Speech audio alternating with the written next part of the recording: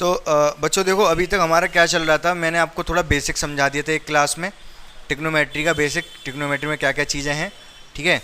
उसके बाद मैंने 3.1 शुरू करा दी थी, 2 क्लास में हमारी 3.1 खत्म हो गई थी।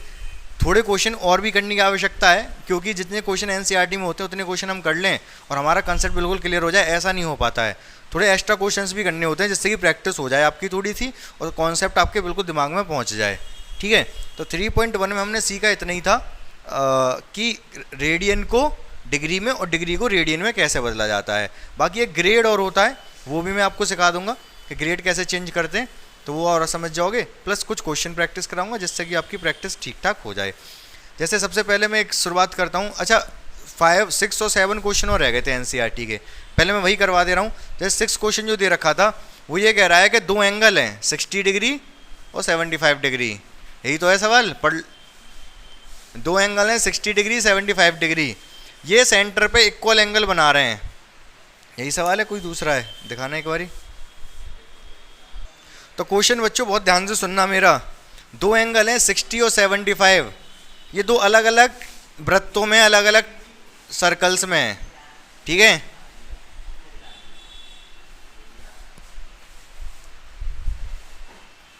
दो अलग अलग वृत्तों में है ये, ठीक है। एक 60 का है, एक 60 का है और एक 75 का है। लेकिन वो कह रहा है चाप की लंबाई बराबर है, आर्क की लेंथ बराबर है, मतलब जितना ये है उतना ही ये है। अभी तो आपको छोटा बड़ा लग रहा होगा ना ये, चलो मैं बराबर सा कर दूं।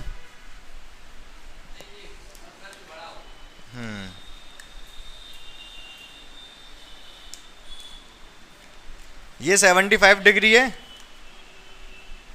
और ये 60 डिग्री है। लेकिन ये जो लाल से जो मैंने बनाया उधर और इधर, ये बराबर हैं। चाप की लंबाई कैसी है? बराबर। ये 60 डिग्री, ये 75 डिग्री। इनकी रेडियस R1 R2 में क्या रेशियो होगा, क्या अनुपात होगा, वो आपको बताना है। क्वेश्चन समझ पाए आप? क्वेश्चन समझ पाए कि नहीं? क्वेश्चन ये है कि इसका एंगल 60, इसका एंगल 75। एंगल अलग होने के बावजूद जो आर्क है, चाप है, उसकी लंबाई बराबर। अगर चाप की लंबाई बराबर, एक एंगल 60, एक का 75, तो वो रेडियस का रेशियो पूछ रहा है कि इनकी रेडियस त्रिज्याओं में क्या अनुपात होगा। कैसे निकलेगा ये सवाल? बराबर क्या दे रखा है हमें? चाप की लंबाई बराबर दे रखी है ना। क्वेश्चन नंबर 6, चाप आर्क, आर्क बोलते हैं इसको, तो चाप ही लिख दे रहा हूँ। चलो, चाप 1 बराबर चाप 2। अच्छा नहीं लग रहा चाप यार। आर्क 1 बराबर आर्क 2।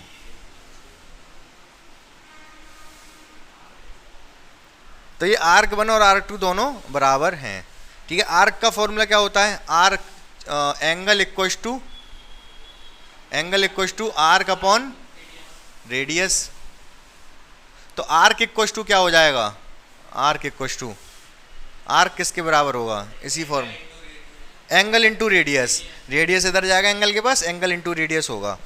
तो मैं आर्क को लिख दे रहा हूं एंगल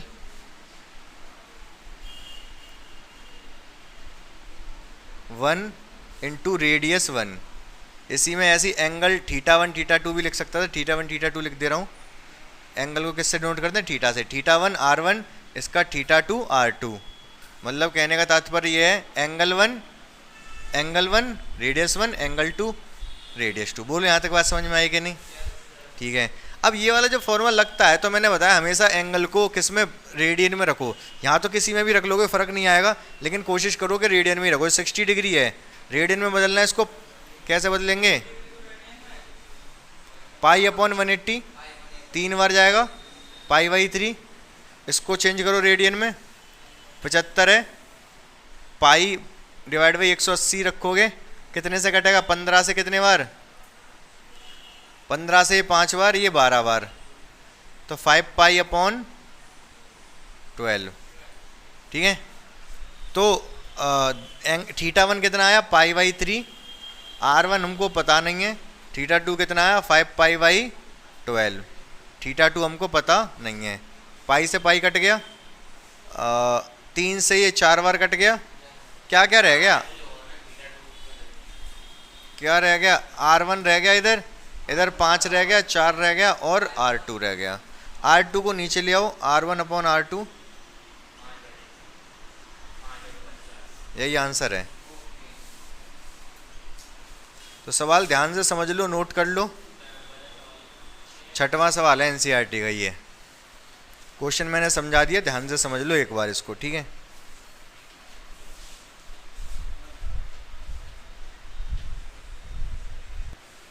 सेवेंथ जो क्वेश्चन है बच्चों, वो वाला भी देख लो आप फटाफट।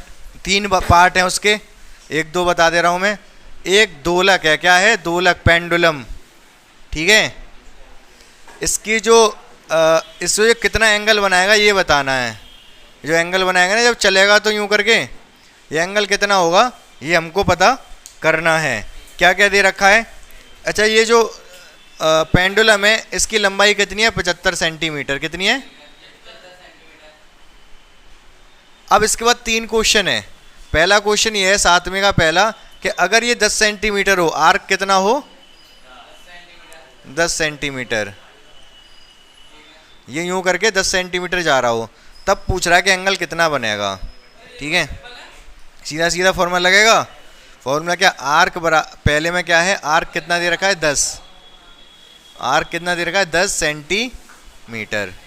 तो फॉर्मूला लगा देंगे वही क्या, एंगल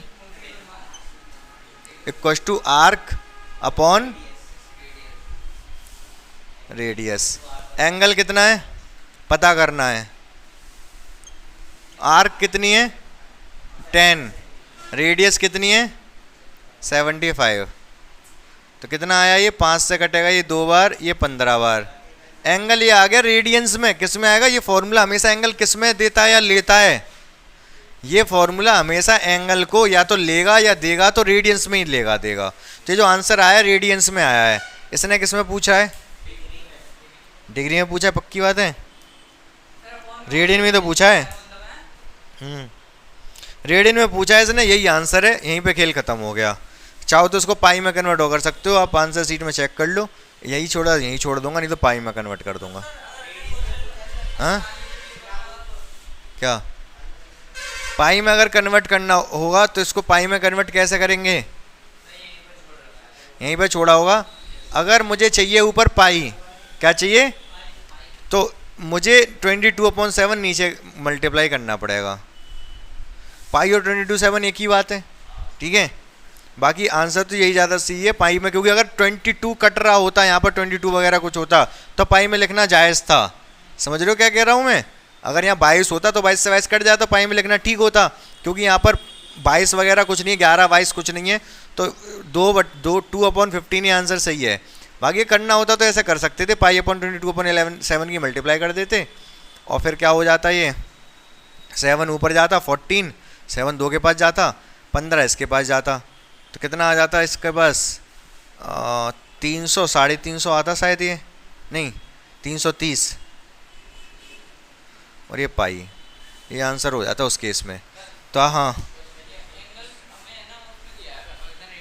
हाँ, डिग्री में बोला है भाई उसने कि रेडियन में माप बताइए, एनसीईआरटी में। हाँ, तो रेडियन में यही आंसर था, सही था, ठीक है।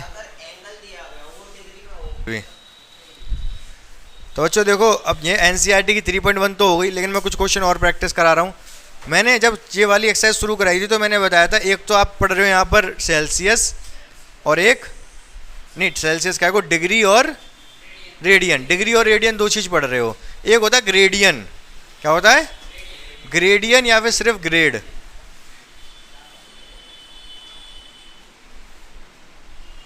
शॉर्ट में इसको ग्रेड बोल देते हैं मात्र, ठीक है।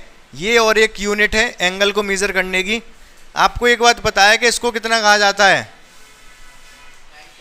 इसको क्या कहते हैं, 90 डिग्री। डिग्री का सिंबल है छोटा सा, ठीक है।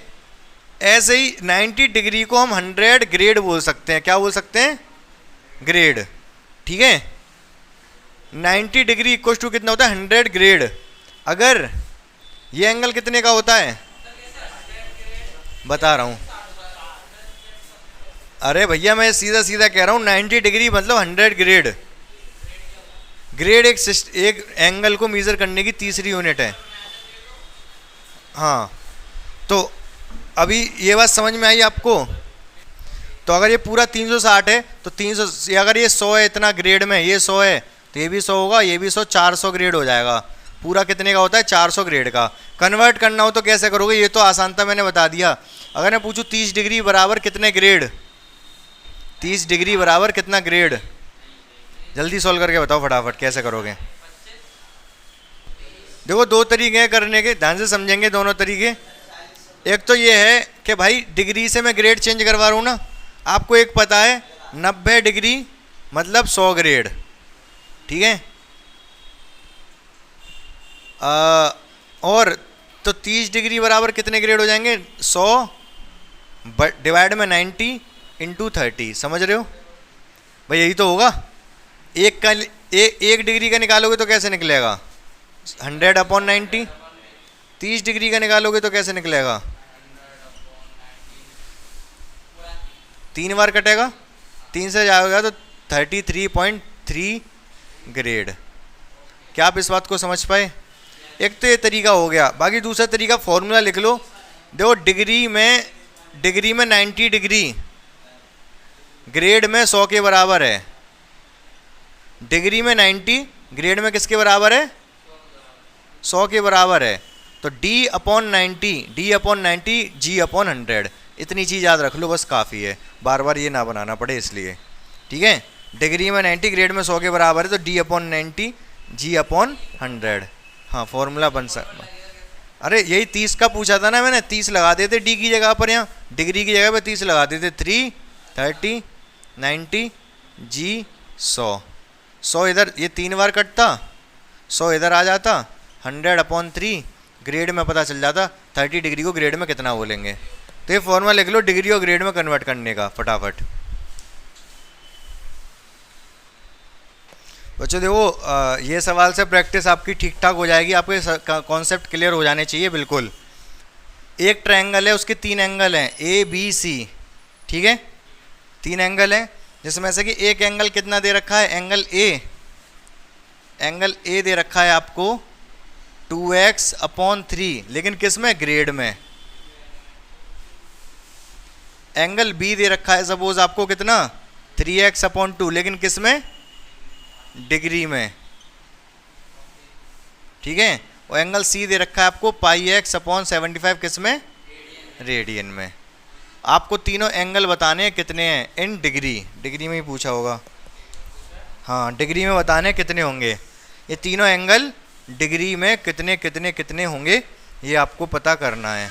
क्वेश्चन कुछ किस तरीके का है, अगर मैं आपसे ये कह दूं, अगर डिग्री विग्री ना कहता, पहले 10 तक तो सब डिग्री पढ़ा था ना आपने, अगर मैं कह दूं ये भी x है, ये भी x है, ये भी x है, तो क्या आप तीनों एंगल बता देते मुझे कितने कितने कितने के हैं?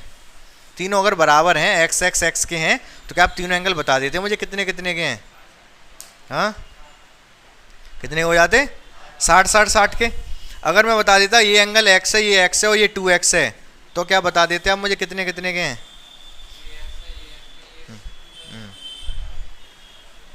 बताओ सचिन कुमार।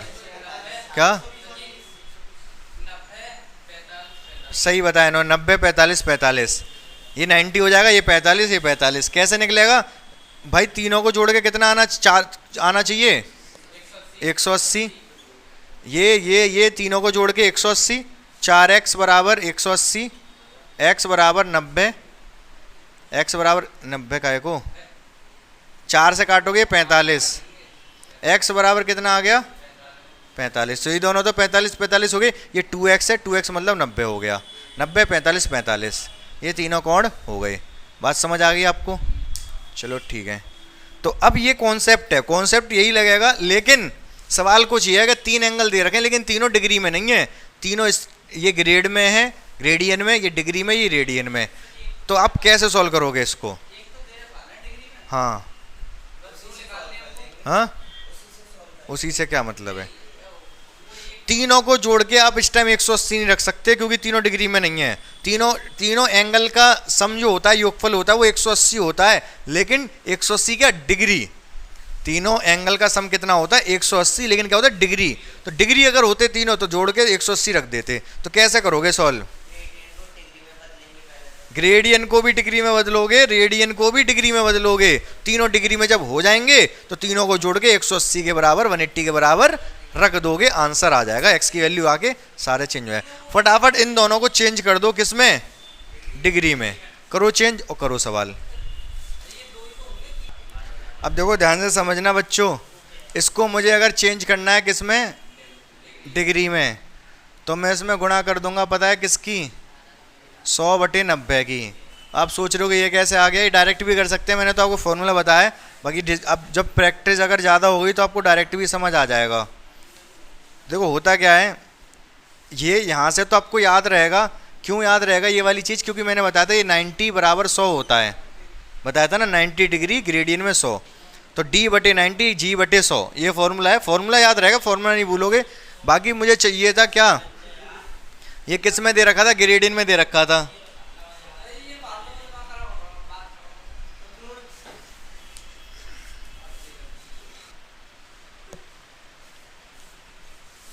तो इस फॉर्मूले में लगा के भी निकाल सकते हो। ये ग्रेडियन में दे रखा है 2x/3, यहां पर क्या रखेंगे? 2x/3/100। किसकी जगह रख दिया? ये ग्रेडियन की जगह पर। क्यों रख दिया ग्रेडियन की जगह पर? क्योंकि ग्रेडियन में दे रखा था, तो ग्रेडियन और डी में चाहिए। 90 ऊपर जाएगा। अच्छा डिग्री में चेंज कर रहे थे ना, 90/100। तो ये 90 ऊपर जाएगा और 100 तो नीचे से पहले बैठा ही है, और ये 2x/3। समझ पा रहे हो? तो क्या करना पड़ा एक्चुअल में? 2x/3 में 90/100 ये डिग्री में चाहिए ना, डिग्री 90 होता है। डिग्री क्या होता है? डिग्री में चाहिए तो डिग्री 90 होता है, तो 90/100 ये करना पड़ा। बाकी इससे समझ में आ रहा है तो इससे समझो आप। क्या किया मैंने? ग्रेडियन में 2x/3, ग्रेडियन की जगह पे 2x/3 रखा, 100 अपनी जगह पर, डी अपनी जगह पर, 90 अपनी जगह पर। मुझे डी चाहिए तो 90 उधर ले गया, 90/100 गुणा 2x/3। अब इसको सॉल्व कर लेंगे। यहाँ पर सॉल्व में इधर कर दे रहा हूँ, कितना आएगा? ये 3 से जाएगा ये 30 बार, 1 0 से 1 0 कट जाएगा, 2 से जाएगा ये 5 बार। क्या आया? 3x/5। किस में चेंज हो गया? ये डिग्री में चेंज हो गया। समझ रहे हो? रेडियन से डिग्री कैसे चेंज करते हैं? पाई की जगह पे 180 रख दो। मैंने डायरेक्ट बताया, दो तरीके हैं करने के। या तो 180/पाई की गुणा करो अगर आपको वैसे ही याद है, या फिर सीधे पाई की वैल्यू 180 रख दो। पाई से पाई कैंसिल हो गया, 15 से गया 5 बार, और 15 से 1, और ये 12 बार, तो 12x/5। सारे के सारे आपके डिग्री में चेंज हो चुके हैं तीनों। एक तो था ही, बाकी तो हमने बदल दिए। अब सवाल कैसे होगा ये वाला? सवाल होगा इन तीनों को जोड़ दो, angle A plus angle B plus angle C equal to कितना होता है? 180। ए कितना आया था हमारा? 3x/5। बी कितना दे रखा था? 3x/2। सी कितना आया है? 12x/5 equal to 180। एलसीएम क्या आ रहा है? 10। 5 से 2 बार जाएगा, 2 की गुणा 3 में 6x। 2 से 5 बार जाएगा, 5 की 3 में 15x। 5 से 2 बार जाएगा, 2 का इसमें 24x इक्वल टू 180। 24 और 6 30, 30 और 15 45x/10 180। 5 से कटा 9 बार, 5 से कटा 2 बार, 9 से कटा ये 20 बार। 2 की गुणा क्रॉस मल्टीप्लाई हो गया, x इक्वल टू कितना आ गया? 40। क्रॉस मल्टीप्लाई गुणा होगी ना, x बराबर कितना आ गया? 40। तो तीनों एंगल कितने कितने आ गए? 40 लगाते चले जाओ बस। यहाँ 40 लगाऊंगा तो कितना आएगा? 3 × 40/5। 8 बार जाएगा, 8 × 24, 24 डिग्री। ठीक है, बीच वाला कैलकुलेट कर लो, ये कितना है? चलो अलग से कर दे रहा हूँ। एंगल ये कितना था? 3x/5 आया था ना, तो इसकी x की जगह क्या रखेंगे हम? 40/5, तो ये आएगा आपका 24। b की जगह रख दो, b कहाँ है? 3x/2। x की जगह 40 रख दो, क्या आएगा? 60।